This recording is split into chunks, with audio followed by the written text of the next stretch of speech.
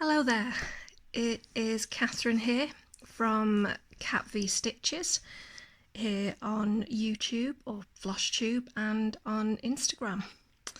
I thought I would pop on today to document the start of my new Haid that I've just bought. It's Thursday the 12th of August. It's going to be my birthday on Saturday, so as a treat to myself I bought another Marjorie Sarnat piece. For anyone who's watched my Flosstube, you might know that I've already got one of hers called, one that I've started from her called Flutter. So I saw this one that I'm about to start, Deko, and I'll put a picture up in the corner here, and I just fell in love with it because it's all purple and it's my favourite colour, so I thought, you know what, that's got to be my birthday treat and birthday start. And although technically speaking I am a little early for my birthday, I'm actually going to be out all day on the day of my birthday, so I thought, I've got an hour or so now, I'm going to get ahead of the game and start it, and I thought I'd bring you along for the ride. So I am doing this on a 28 count easy grid by Zweigart. I'm going to be doing it 2 threads over 1 tent stitch. Excuse me. Because it's 28 count, I can get away with doing it tent stitch because the coverage is usually pretty good. My other Marjorie Sarnat is actually on a 25 count, and I'm doing that 1 over 1 full cross. But I thought I'd give this a go, tent stitch to see how it works out. Yeah, so I have cut my fabric to size. I did actually have some left out from another full coverage that I have. I have my own high-tech way of doing it. I basically just cut off a square piece of cardstock and measured on it is see here, so 3, 4 and 1 inch, and you just basically line it up to the measurement you want and just start it in the so from this one I wanted 3.5 and 2.5, so I measured that out, and this is where it intersects here. So I have sewed the edges of the piece to stop it fraying, and I'm now ready to go. So I've just put in my first stitch there just as a guide for my camera so I can set everything up, but hopefully this should work. I'm on my Lowry stand. It looks okay. I'm just going to zoom in a tiny little bit, so just bear with me. There we go. Yeah, I am surrounded by my cats at the moment, so if I do get interrupted I do apologise, but let's get started here. I'm a two-handed stitcher. I don't do the sewing method, although I have done it on some pieces, but I tend to just do the just get used to where the camera is above me there. I just tend to do it this way, guiding it down with my non-dominant and pushing it up with my dominant. I might be a little bit slower because I've got the camera directly above and it's not exactly, yep, there we go. I've just got to remember I've got that camera there, so I do apologise. I'll try and stop the shaking on the camera. I'm going to try and be a bit disciplined with this and work in 10 by 10 blocks, because normally I am a bit free and easy, but I figured I'd try and I'm trying out different methods of doing this.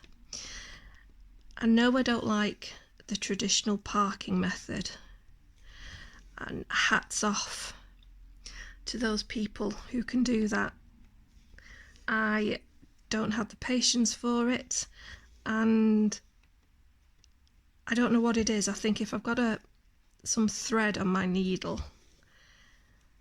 I just like to carry on going until I've run out. So I'll maybe go in with good intentions of doing it the parking method, but then, sorry, I just need to put my cheats on here. I've just realised why I'm struggling to see, because I've not got these attractive things on. Ah, there we go. Now suddenly I can see properly. I just have to hope that these don't continually hit the camera. I'm sorry, what was I saying? Oh yeah, so I go in with good intentions of doing the parking method because it just looks so organised, and there seems to be a lot of progress made on it, but I always end up forgetting I'm doing it and just keep going. So I kind of now try and stick within a reasonable area, but just keep going until I've used up the thread. And yeah, that way seems to be working for me, although I've already miscounted. There we go. Yep. There we go. Yeah, so how is everybody doing? It is a mixed bag here in the UK. Just give me 1 second. 1, 2, 3, 4, 5, 6, 7, 8, 9, 10. It is, and I have, again, completely miscounted here. This is what happens when you don't concentrate. There we go. Okay, we're fine now. Let me just mark this up on here. Yeah, it's a bit of a mixed bag here weather-wise in the UK. And yes, I am English, so I will have to talk about the weather for a while. You know, it's one of our national pastimes, and I don't think I could call myself British if I don't talk about the weather. After all that glorious sunshine we had, it's now raining. The new norm is rain and overcast weather. So yeah, if we didn't get to, if for people who were working and didn't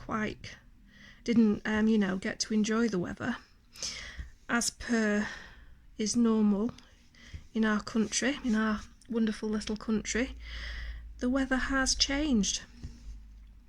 I mean, don't get me wrong, I'm not going to complain, because if you look at what's happening in Central Europe at the moment, the horrendous temperatures they've got, and all the fires and whatnot, and obviously what's happened in America to the same extent. We've been very lucky here. So I know, again, it's the British pastime to moan about the weather, but really we do have quite temperate weather here, so we don't really get the extremes that often. So we do, we are lucky to escape with what we have. But saying that, it would be nice just to have a little bit more sunshine, and hopefully in the next week or so things will improve. So there we go. I've done my duty as an English lass, and I've discussed the weather. So now let's move on to another of the good old staples in good old Blighty, and that's talking about our pets. So I am literally surrounded by cats at the moment. There are 4 of them in this room, all looking at me as if I have gone insane, wondering who it is I'm talking to. Not so much what I'm doing, because they're pretty much used to seeing me now, stitching away here in my little stitchy spot. But they do still every now and then look at me as if I've gone a bit potty. And I've got to say, anybody, you know, thankfully I'm hidden from the street, so nobody can actually witness me pretty much talking to myself with weird glasses on, so I just have to hope the neighbour can't hear me through the wall, because I'm quite sure she'll be wondering what I'm doing. Let me just mark this off on here. I'm using Pattern Keeper, which is an absolute godsend. I did have a Kindle. It was one of the first gen touch ones, so you can, you know, access the internet and all of that kind of stuff on it, so I could download Pattern Keeper on there and did use it initially, but it was incredibly slow and clunky and difficult to use. Excuse me while I have a drink, because it was an old Kindle, and I don't really think it was designed for that. So what I did as soon as I was able was just get a tablet. I think it's a Samsung tablet, but it's like one of the cheapest ones that was on Amazon, and it's actually a seconds one, or what is it they call it, a refurbished one. So again, that made it even cheaper for me.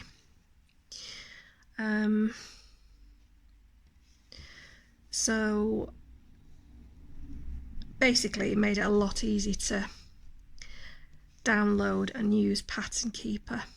So I have my heids on here, and it just makes it so much easier. I know you'll have heard lots of people say that, but I wholeheartedly agree.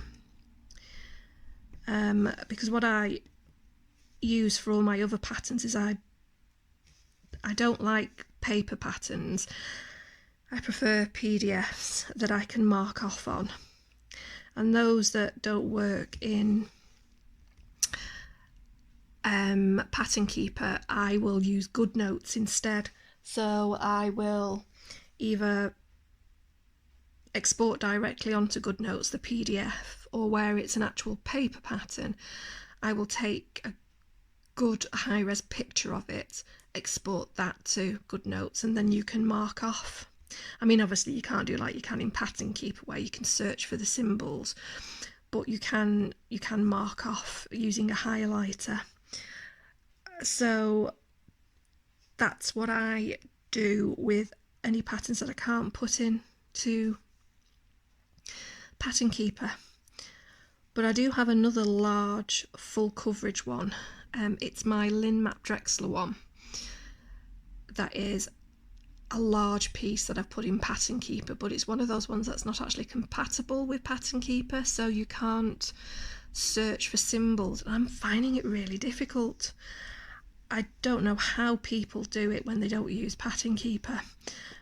And so what I'm having to do on that is kind of a parking method, just taking it a square at a time, because otherwise I find I'm missing symbols left, right and centre. So I am I think I've done all of this now. I'm just double checking. Yeah, I am very glad that I can put my heids into Pattern Keeper. It just makes it so much easier.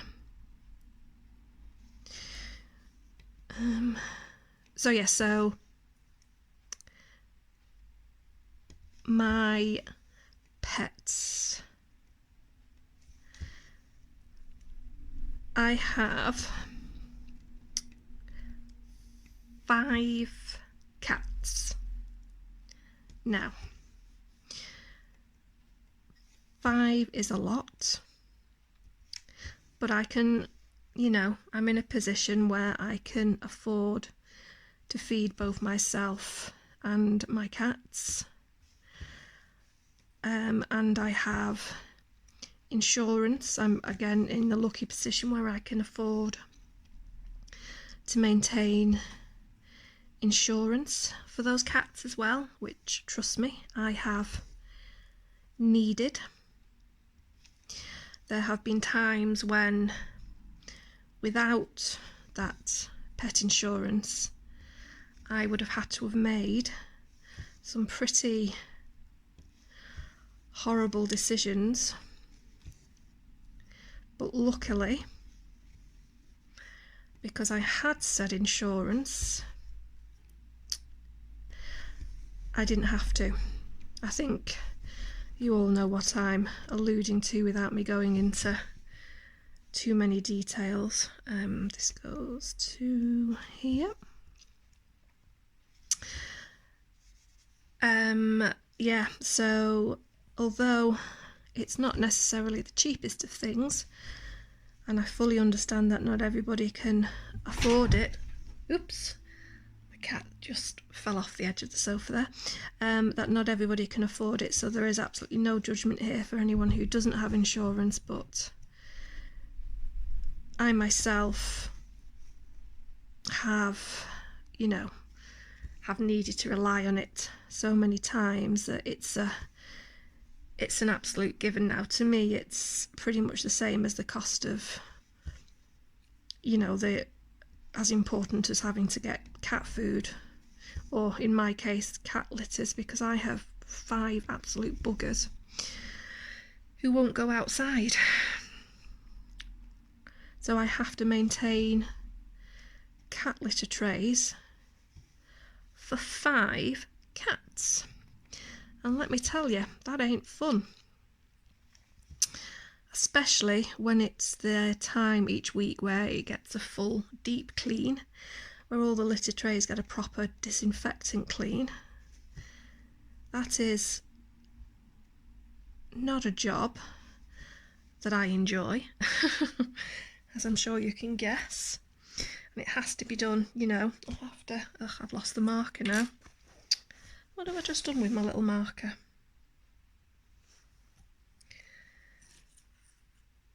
Literally had it in my hand a second ago. I must have dropped it on the floor. Bloody typical. I just have to use my finger and hope I don't. Sorry, I'm talking about marking off the symbols on Pattern Keeper here. Okay, where's my last stitch? It's there. Yeah, so cat litter. When you have a large number of cats, the rule is generally you should have 1 average sized tray per cat plus 1 extra. Well, I have 5 cats, so that would mean 6 cat litter trays.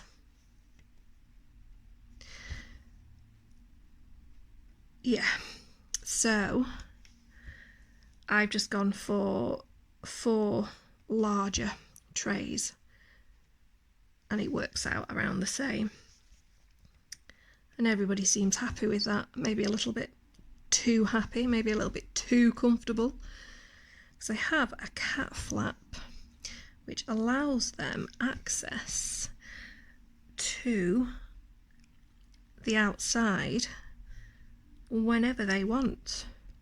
It's open all the time because they have those little, sorry, my cat flap on my back door is linked to not the tracker, what do you call it, the little thing that gets injected in their neck that, you know, if they go lost it can be scanned. That thing, the name will come to me at some point. But they each have that, and the cat flap recognises that, so it doesn't let anybody else in other than my cats. So it's open 24/7. They can come and go however they want. But my cats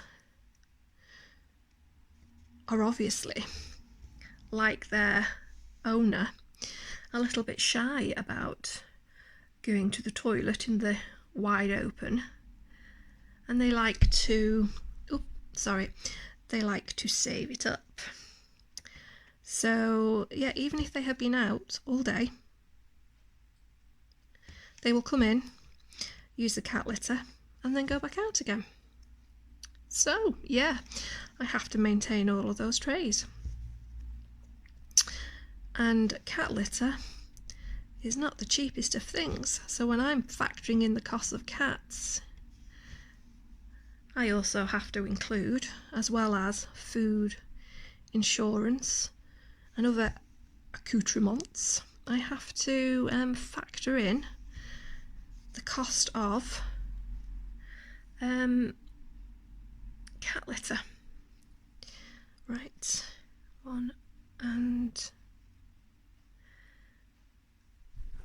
I think this top one is in the wrong place. Let me just remove this. I am liking these needles, by the way. They are working nicely on this material. They're not the cheapest of needles. I've just bought, oh, I've got a cat who might, what are you doing? Nope, sorry, she's just out of sight of the camera.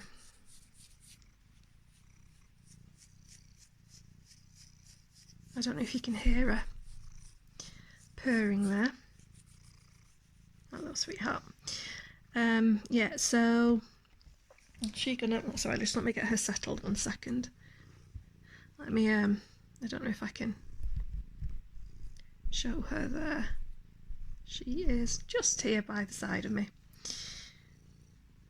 Yeah, right, sorry, I'm just going to zoom back in again, excuse me.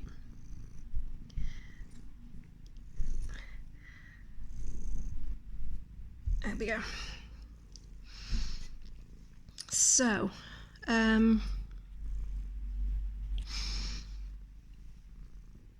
as I was saying, yes, they like to come back into the house. So I'm actually using her as an elbow rest now. So that's very nice of her to come.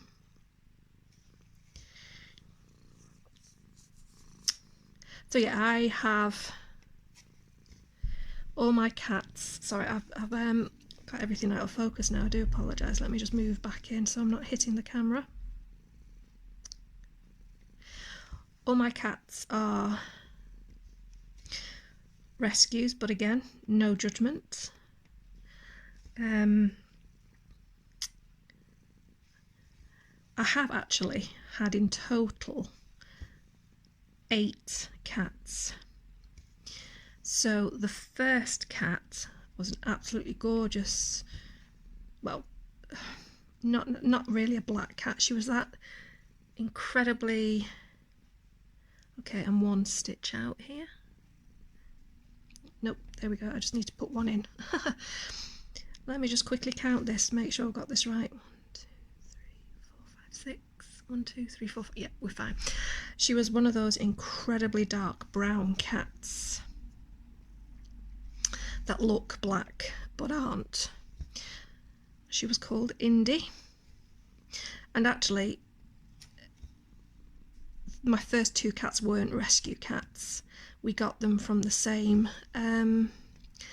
place. It was basically a woman who had 3 cats, a male and 2 female, and the male had got the 2 female cats pregnant at a 6-week interval.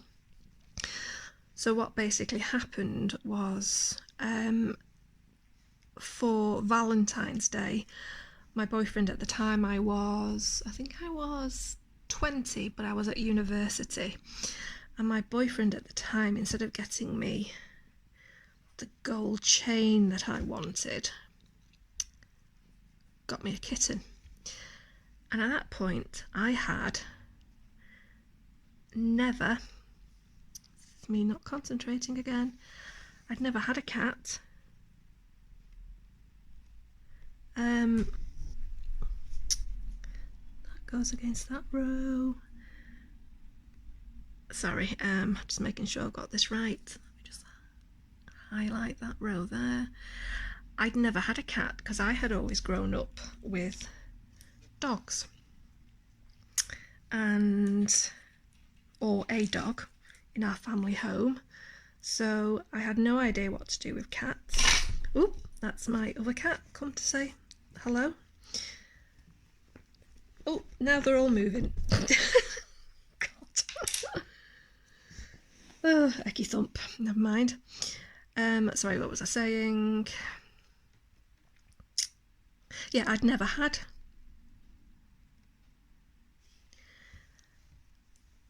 I'm just going to, sorry guys, just bear with me 1 second. Let me just zoom out a little bit. Get myself comfortable now that cat's moved out of the way. Right, back onto the subject. I'd never had a cat at that point, and I was actually living in student digs. So I was living with 3 other girls. I was in 2nd year university. This is in Wolverhampton, which is in the Midlands. I was studying history and geology. So the last thing I wanted was a kitten, no matter how cute. And if I can find a picture, I will insert a picture of Indy, and you will see just how cute she was. So I was a bit miffed, to say the least, because this was not a gold chain, and it was in fact a gift that would keep on costing. You know, and as a student, it's like, well, I'm not, you know, okay, I'm working part-time at a bowling alley, but, you know, not got a ton of money that I can afford to pay for a kitten. And, you know, I'm going home summer holidays and Christmas and things like, oh god, I nearly did full stitches then, and Christmas and things like that, so it's not exactly the most, you know, the best gift you could have done here. But he was so pleased with himself that he'd got me this, because, you know, he obviously thought, oh well, I'm a girl, and I was still a young girl at that point. You know, obviously I'll love a kitten, and he'll have scored major boyfriend points. But I may have been 19, 20, but I was a sensible 19, 20-year-old, and all I could see initially were the fact that he'd lumbered me with a great big problem. That is, for about the first 10 minutes. And then, as I'm sure you can guess, given that this was a kitten, I fell absolutely in love. Completely and utterly in love with this kitten, and all common sense and, you know, all my sensible thoughts on this and misgivings and all of that went flying out the window, and I was left with this absolutely gorgeous kitten, and I had to make it work.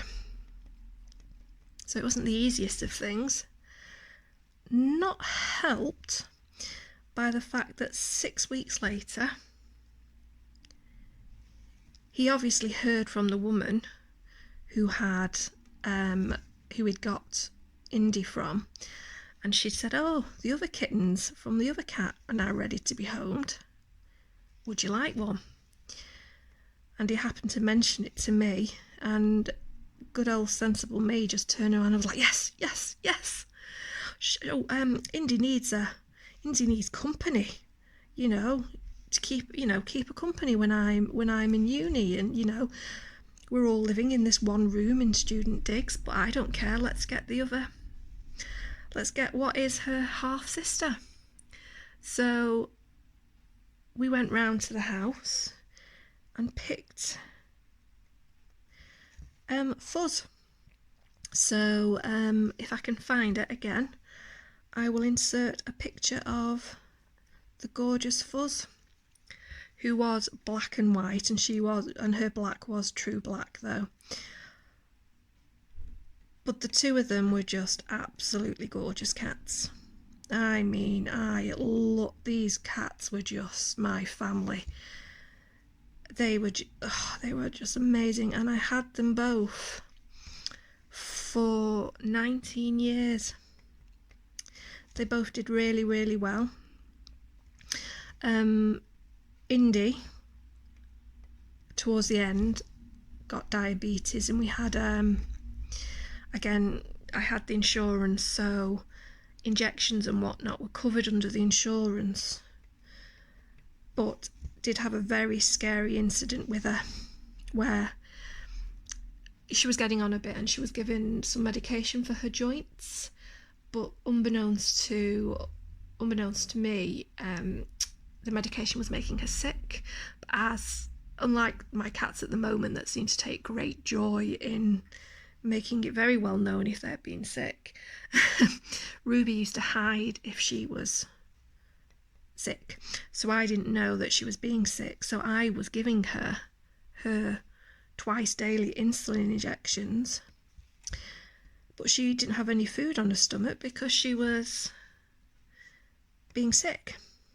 So she ended up going into a diabetic coma, and an absolutely horrendous night got her in the car next to me, fitting while I'm driving down the motorway, trying to get to because it was very late at night, trying to get to the emergency vet, and not knowing if she was going to survive the night. It was so frightening. I mean, I know it's not a child, and I cannot even begin to imagine what it must be like to be in that kind of position with a child, but it was bad enough with Indy, especially, at that point I'd had her for about 17 years and she was,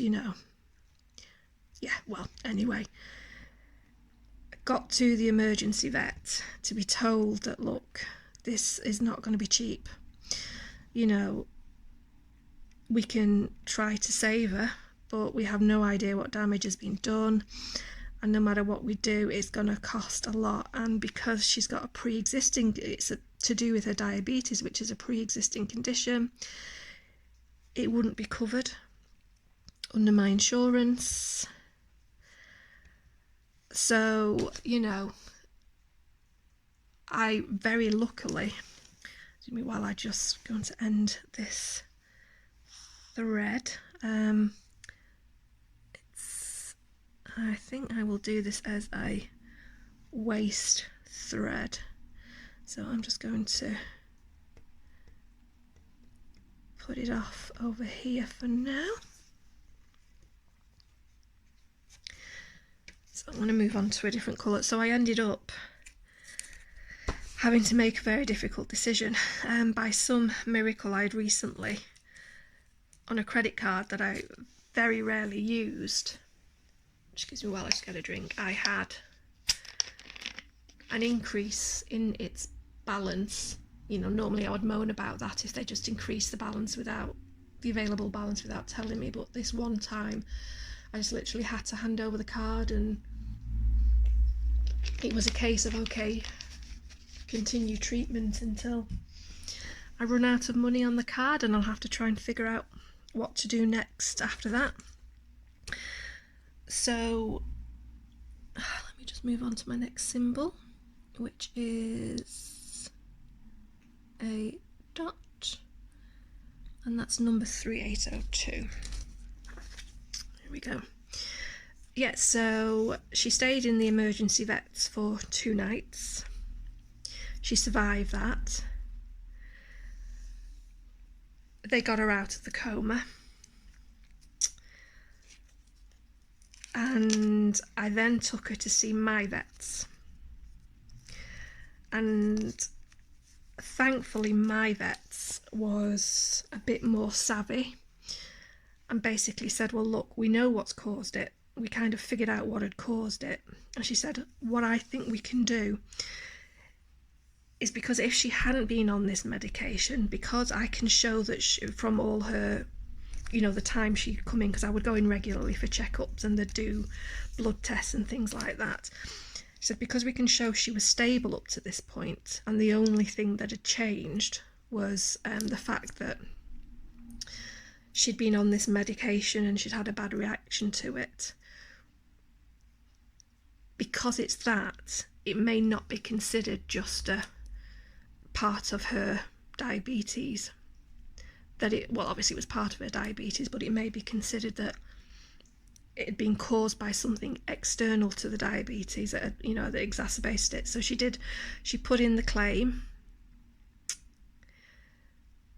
and thankfully, because of how she did it, I mean, don't get me wrong, I'm not saying that she fudged anything, not by any stretch of the imagination, but because she was able to clearly show, and she went above and beyond to do this for me, that what had happened here had been as a result of this medication. The whole thing was fully covered, and by that point it was over £3,000, so I would have been in quite a bit of trouble, and there was more treatment needed to get her stable again after what had happened. Sorry, that's just my phone there. So yeah, that was a bit of a nightmarish situation, and we were able to get her stable, and she enjoyed another 2 years.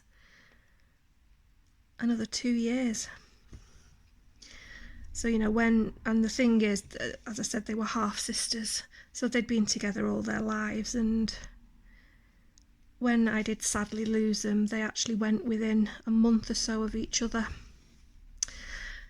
near Christmas. Oh, I'm so sorry, my phone is just going, so I'm just going to stop this. Hello again. Sorry about that.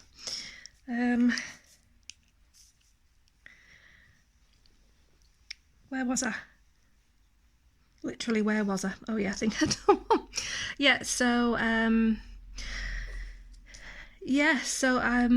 yeah, they were both 19, and it was around Christmas period. But you know, I was incredibly happy to have them in my life. And you know what, I've just stitched all of these number ones here, and I've forgotten to actually hit the thing to mark them off. Oh boy, I'm an idiot. Let me just go back through very quickly and mark them off so I know where I am. So that was my first 2 cats. And then while I still had Fuzz and Indy, I got my next cat called Greya.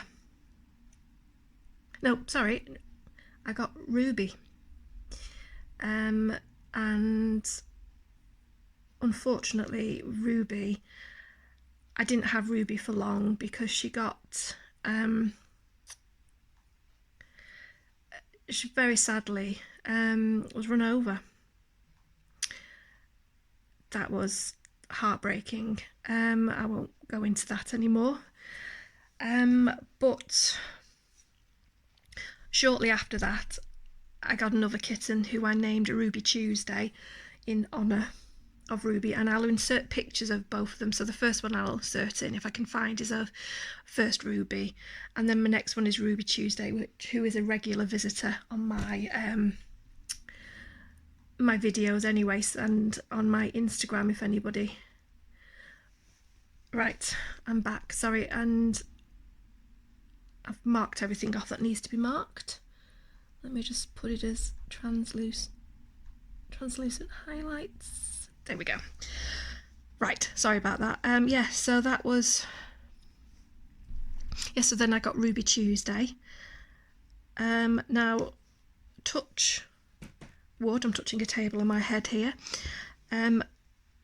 Everything so far seems to be okay with Ruby. She, you know, she gets her annual injections and regular tests, and she seems to be fine. So far not too much stress with her.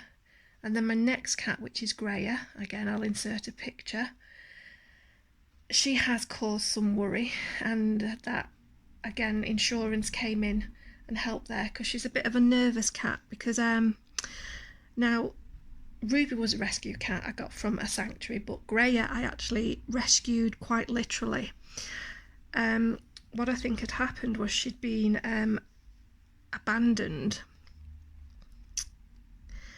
She was in quite a sorry state, but she'd been found by some kids, and they were not literally. I was going to my car and I saw some kids.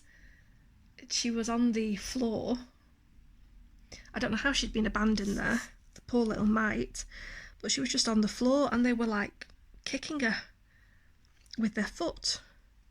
And of course I came over like an avenging angel, scooped her up, and they all did a runner, as you know they want to do.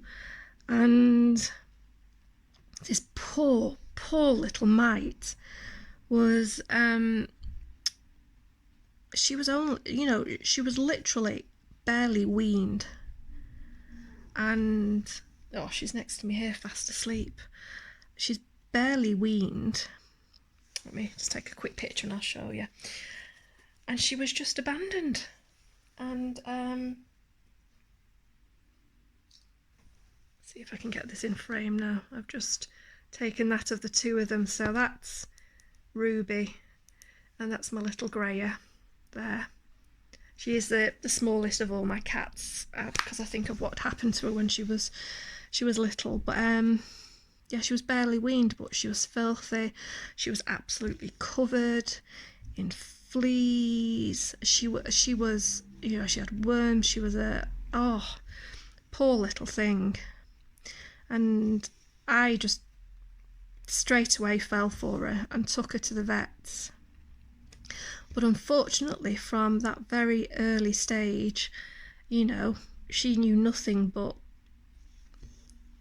abuse and being prodded and poked by a vet, and me having to give her treatments regularly, and, you know, special treatments for the fleas and the worms and all of that. So she can be a little bit of a prickly cat, and doesn't like to be handled that much.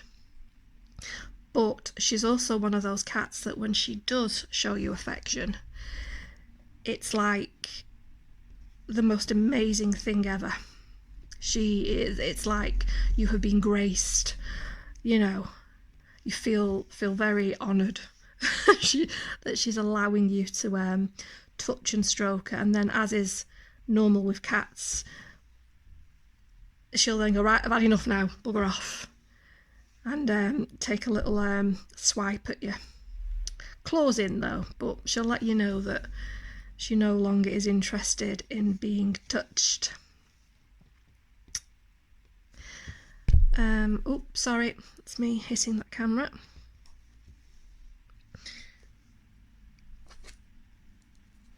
$3802.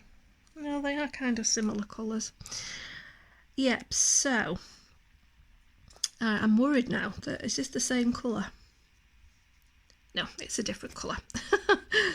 I just thought that if I'd been so distracted that I'd picked up the same thing. Yeah, so that was Greya. So from the onset, she's always been a little bit delicate. And she gets stressed very easily. I mean, very easily. And she's very fussy with her food and is a very slow eater. So, as I'm a very slow stitcher here at the moment because I'm in a bit of an awkward position here, but come on, you bastard, get in there. There we go. So what had happened with Greya is that she started to lose weight, and she was not behaving like herself in any way, and I just did not know what was happening. And she started to look a little bit ragged, so I took her in to see the vets, and the vets did all of these tests on her. And that's the thing, isn't it, when they don't know what it is and they're having to do tests left, right and centre, it can, the cost can start to add up. And they were very worried that she might have cancer or various other things, so they were doing x-rays, they were doing this, they were doing that on her. And again, if I hadn't have had insurance, the cost of it was getting up there, and I may have had to have made some, it's one of those things, isn't it? And after all the tests, it all came back inconclusive, apart from a certain level that they found in her urine. And another of the senior vets came in and said, look, what it could be is an extreme reaction to stress. Some cats, it can appear that, even if it would appear that nothing's changed in the household, something small could have happened, and it's basically causing a huge issue for the cat.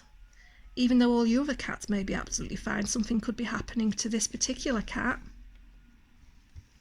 that's causing her a great amount of stress, and this is how she's responding. So he said what you'll need to do is keep a careful eye on her and try and figure out what it is that's causing the stress. So, and I still can't believe, I did this, but I took a week off work and basically spent a week. Yeah, I really am starting to sound like the mad cat woman here, aren't I? I don't care. It is what it is. But let me just quickly say my position on being a professional cat woman. I think I'm still an amateur, because as I said to people, I know people who have got 2 or 3 dogs, and if you were to add up the weight of all of my cats, it still would not come anywhere near to the weight of maybe 1 or 2 of my friends' dogs. So while I'm still in that position, and while when you walk into my house you're not immediately walking into a wall of smell, I'm not quite on the professional ranks of mad cat women. So, and I'm not growing warts, and I'm not living in the scary house yet. So I think I'm okay. I'm a dedicated cat woman. Let's just put it that way for now. But anyway, I took the time off work. I obviously didn't tell anyone at work why I was having the week off, or anyone else why I was having the week off. But I did. I took the week off, and oh my word, sorry, my stomach is growling here. I took the time off and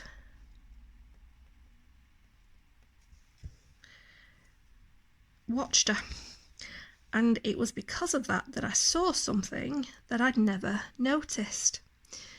So what happens is my cats get fed twice a day. They all have their own bowls, and they were all positioned down a hallway. And I do actually have a good picture of this, and again, if I can find it, I'll insert it in. But they all have their own bowls, and I feed them in the morning. I'd put their food out, and they'd all go running to their own bowls, eat. And while they're eating, I would go out for work, or on a Saturday that was when I'd go out and do my weekly shop.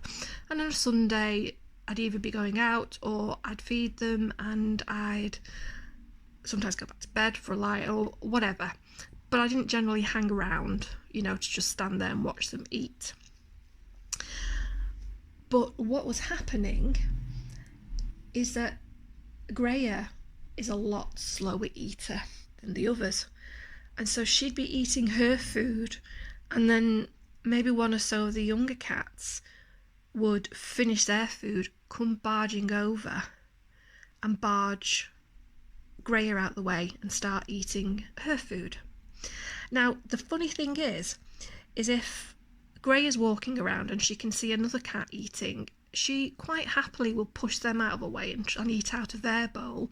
But if somebody comes over to her and pushes her out the way, she doesn't push back. And I don't know why.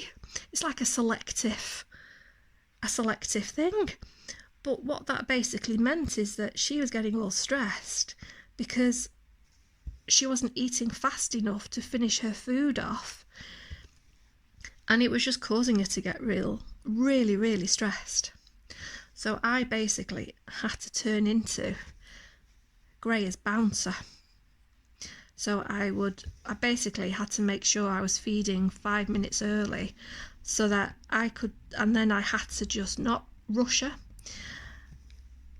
I just had to make sure she had plenty of time to eat at her own pace, and then I would be nearby watching out, and if any of the other cats came anywhere near her while she was eating, I'd shoo them away. And so that's what I had to become. But it was like magic. Over the next 2 weeks, she put the weight back on, well, obviously, but the stress part of it just seemed to disappear, and she went back to normal. But she had me really, really worried for a while because she was so worn and ill looking, and we just couldn't figure out what it was because her food was going down and her food was being eaten, and I would see her eating, but of course I wasn't hanging around long enough to see that she maybe wasn't getting the full dish, or I would only be hanging around long enough in the evening and see her eating her food in the evening, because obviously I wouldn't be going out for work at that point. But she wasn't getting it in the morning, and she was getting incredibly stressed out about it. So now it's sorted completely now, because she has one of those automatic feeders, which again only allows the pet, it's like the cat flap, it goes off the identification tag in the neck, so only that cat can feed at that feeding station. So now it's even better for her because she can eat at whatever pace she wants, because she's more of a just, nibbles at it throughout the day. That's how she prefers. So now she can do that to her heart's content, because the food is always there for her when she wants it, and the other cats can't come anywhere near it. So that's, that was about £900 worth of tests on Greya to figure out that I needed to turn into a bouncer. Bless. So yeah, that's Greya, and I have 3 other cats, which we're coming on a bit in time here, so I think this has been about 45 minutes now, so you're probably a bit, if you have lasted this long, probably a bit fed up of cat talk. So if I do this again, I'll leave that for then, and instead I'll just talk about what I'm planning on doing for the next day or so. And also my stomach is starting to get very obnoxious with the growling, so yeah, let me just see. So that's, and also let me just quickly work out where I am with these stitches. So I've got 1, 2, 3, then 1,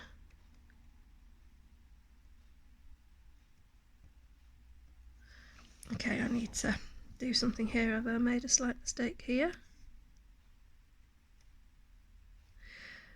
So my plan is,